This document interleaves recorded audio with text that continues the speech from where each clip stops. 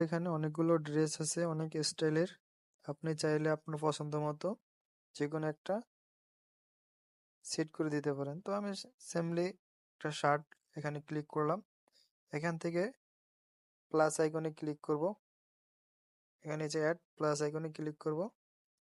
এখান থেকে আমি আমার একটা ছবি নিয়ে নিব।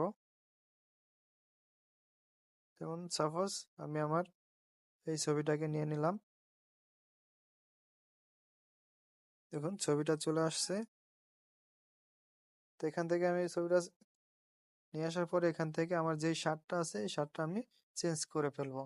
তো এখান থেকে নিচে জেনারেট আউটফিট এখানে ক্লিক করব। তো এখান থেকে ক্লিক করার পরে একটু সময় নেবে। এখন চলে আসছে দেখুন, খুব স্মুথলি ভাবে আমার টি শার্টটিকে চেঞ্জ করে দিয়েছে। তো এইভাবে আপনি চাইলে আপনার